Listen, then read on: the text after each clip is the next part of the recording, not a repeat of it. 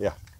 And again, you've said what you've said about it leading up to now. When do you anticipate, or do you have a feel as to what point, either in the preseason or September, that you'll be comfortable with the pecking order you've established, or what you decided with that rotation? Yeah, well, as I've said, I mean, I said after spring, I thought we had 4 guys that we could win this league with, or compete to win this league with.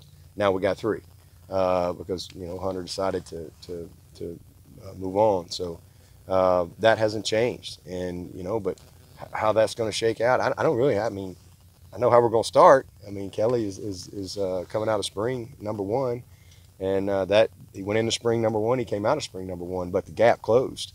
So we'll see what happens. It's a daily competition, a daily battle, and I'm very confident in Kelly Bryant.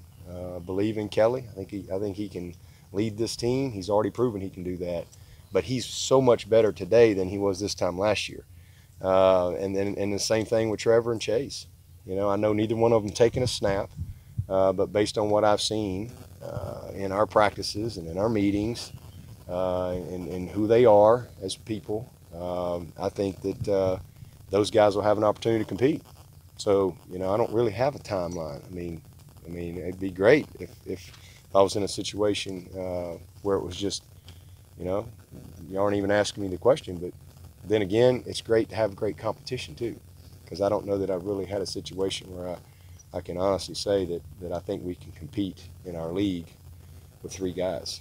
So that's a good situation. Take just a couple more so we can start. Is this the best defensive line you've ever seen or been around, do you think?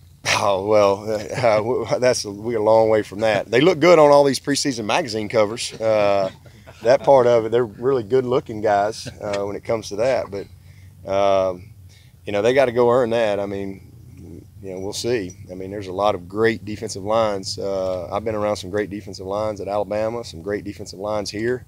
Grady Jarrett, he'd be the first one right here saying, and Vic and those guys.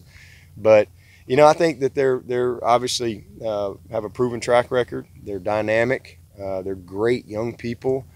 And everybody talks a lot about those 4. But man, Albert Huggins, he's I think in a position to really. He's been one of those guys that took him a little longer to get the light on. Man, I think he's in position to be right there with those guys. I think we've got 5 guys that I think have a chance to be special, that are ready to do that, and then that young group behind them. From a depth standpoint, maybe it's a conversation. Whether or not, when it's all said and done this year, people want to argue, that's going to be based on the performance, so we'll see.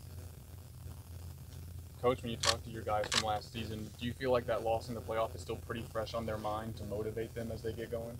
No, that's in the rearview mirror, man. We're just trying to beat Furman. That's really it. I mean, we move on from all that stuff. We learn from it. It was disappointing at the time, but a lot of those guys that were on that team, they're not here anymore. And so a lot of those guys have moved on, and it's a new team, new challenges, and accept the challenge of a new season, new journey. All right, everybody. Thank you. If you'll head that way, we'll head to Carts.